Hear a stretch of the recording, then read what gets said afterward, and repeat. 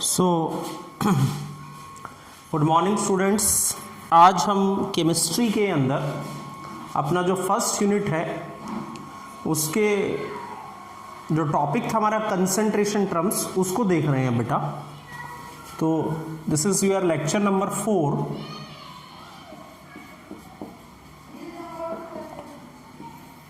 और first unit का जो हमारा टॉपिक है उसको हम देख रहे हैं। वो टॉपिक है हमारा concentration terms.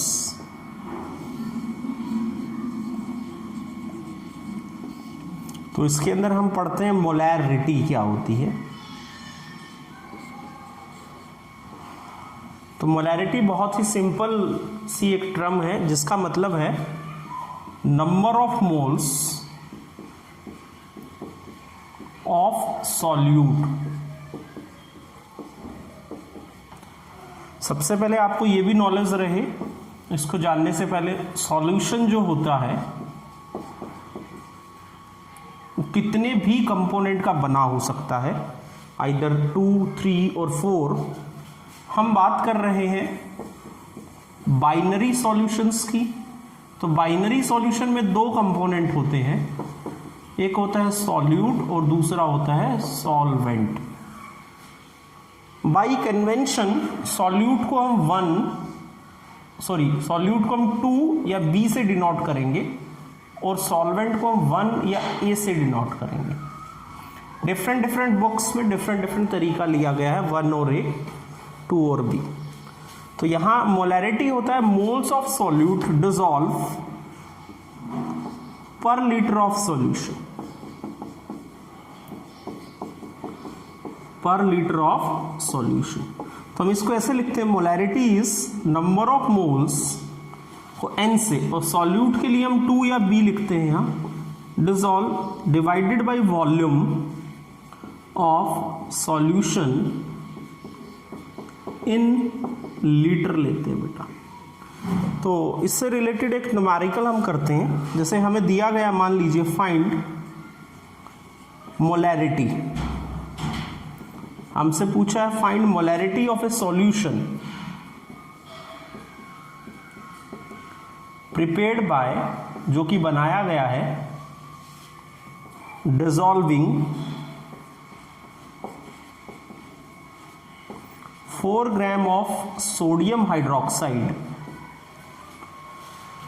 in a water so that total volume of the solution becomes 100 ml, और बोल सकता है 100 सेंटीमीटर क्यूब।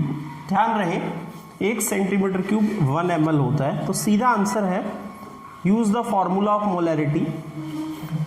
सो मोल्स आप पहले ही पढ़े हैं, मोल्स होता है mass in gram upon molar mass. Sodium is 23, oxygen is 16 and hydrogen is 1, तो it come out to be 40। तो 1/10 हो गया। तो मोलैरिटी हो गया 1/10 into volume in litre, 100 ml मतलब 0.1, आंसर इज 1। तो बेटा बहुत ही सीधा स्ट्रेट क्वेश्चन था मोलैरिटी में, प्लीज नोट कर लीजिए इसको। देन इसके बाद आते हैं बेटा मोलैलिटी क्या होती है। उसको हम स्मॉल m से डिनोट करते हैं, जबकि मोलैरिटी जो हमने पीछे पढ़ा था उसको हम कैपिटल M से डिनोट करते हैं। इसमें और उसमें थोड़ा डिफरेंस है, ये होता है number of moles of solute dissolve पर kg ऑफ सॉल्वेंट।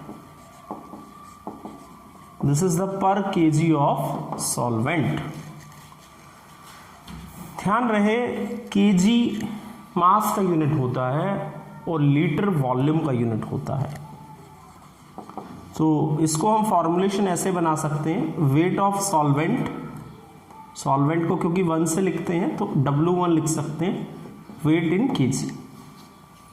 तो यहां भी क्वेश्चन हम कर सकते हैं। देखिए जैसे हमसे बोले 34.2 ग्राम ऑफ सुक्रोज, मैंने फॉर्मूला लिख दिया C12H22O11, dissolve in water so that total weight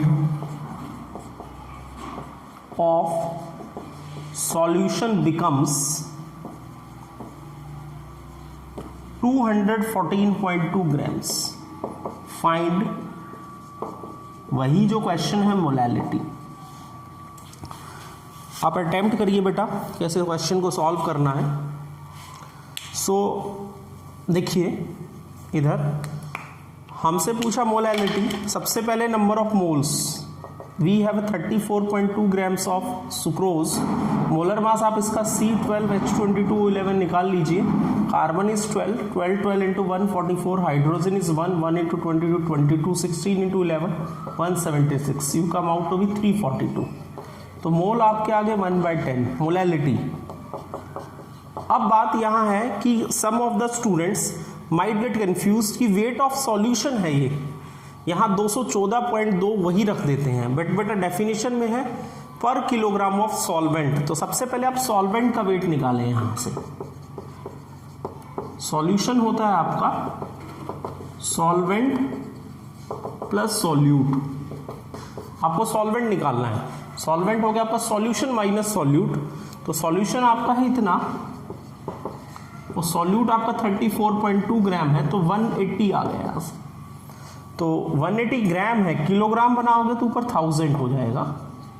solve कर लीजिए, 2 0 से 2 0 कैंसिल बेटा, 10/18 और you can write 0.55 m। This is your answer. And one more important thing, we have discussed molarity and molality.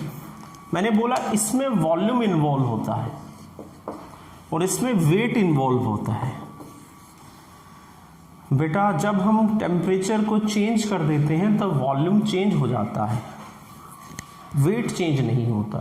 तो यूं पूछा जाए which is better concentration terms, तो molality is better concentration terms in comparison to molarity, क्योंकि molarity can change with temperature while molality never be changed. Note कर लेंगे बेटा इसको। इसके बाद बेटा हमारी नेक्स्ट कंसंट्रेशन टर्म्स लेते हैं हम, नॉर्मेलिटी तीसरी।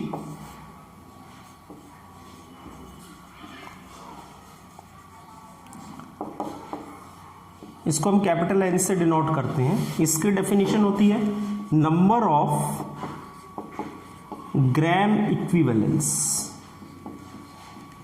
ग्राम इक्विवेलेंस अपने आप में एक बड़ा टॉपिक है बेटा, कंपटीशन में बहुत डिटेल में हम डिस्कस करते हैं। डिसॉल्व पर litre of solution.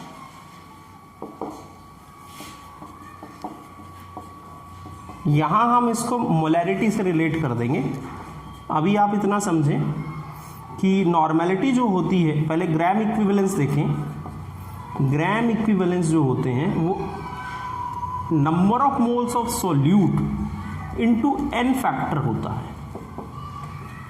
N factor, N factor जो है एसिड के लिए तो होता है जितने H आयन देता है, बेस के लिए होता है जितने OH आयन देता है, सॉल्ट के लिए होता है जितना प्लस और जितना माइनस होता है। फॉर एग्जाम्पल जैसे हमें दिया गया है Na2CO3, ये एक सॉल्ट है, तो इसमें टोटल प्लस कितना है 2 और टोटल माइनस भी 2, तो यहां जो एन फैक्टर है वो 2 हो गया। रही बात HCl, HCl हमारा एक एसिड है, तो ये कितने H आयन देगा 1, तो इसका एन फैक्टर हो गया 1। सिमिलरली एन फैक्टर आप निकाल सकते हैं। जब आपको एन फैक्टर आ जाएगा तो नंबर ऑफ मोल्स तो आपको पता ही है।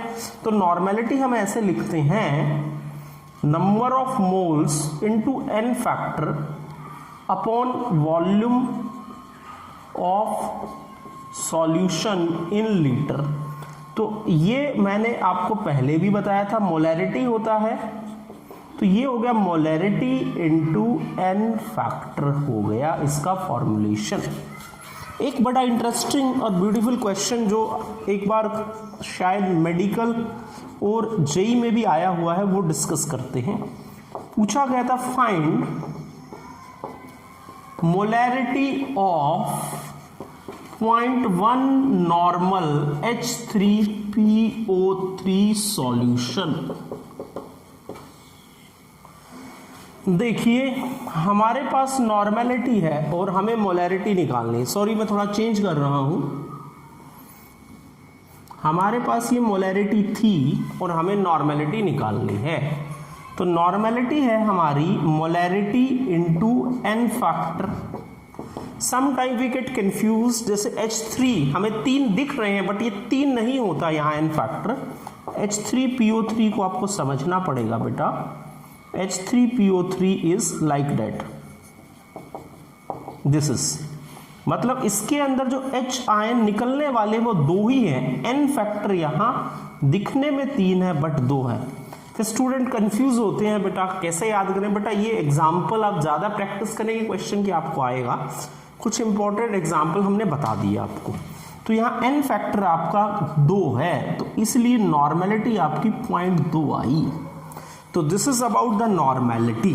कैसे सॉल्व करते हैं, आप वीडियो को पॉज करें और उसके बाद आप इसको इजीली नोट कर सकते हैं।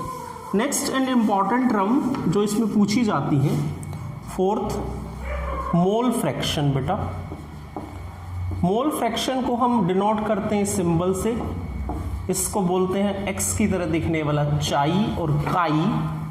तो ये होता है number of moles divided by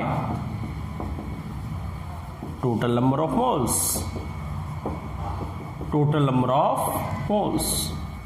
आप थोड़ा बढ़ाना चाहें तो बढ़ा सकते हैं, number of moles of that component, उस कंपोनेंट के moles divided by total number of moles. अगर मोल फ्रैक्शन सॉल्यूट का निकालेंगे तो फॉर्मूलेशन ऐसे हो जाएगा, सॉल्वेंट के लिए निकालेंगे तो ऐसे हो जाएगा। एंड हमेशा summation of mole fraction always equals to 1। This is about mole fraction. ऐसे ही आप मास फ्रैक्शन, मास का रेशियो होता है, कर सकते हैं बेटा। नेक्स्ट आप एक वर्ड होता है फॉर्मेलिटी, पूछ लेते हैं फॉर्मेलिटी क्या होता है।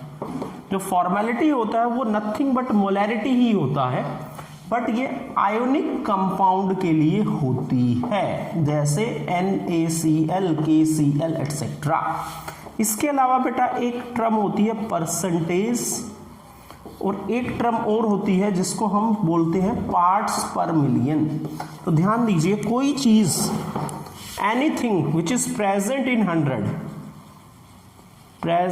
100 उसको ppm बोलते हैं, सॉरी परसेंटेज बोलते हैं। और जो चीज प्रेजेंट होती है इन 10 लाख या मिलियन के अंदर जो प्रेजेंट होती है उसको हम ppm बोलते हैं।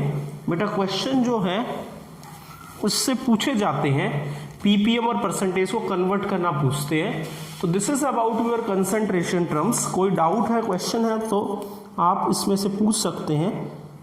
Thank you very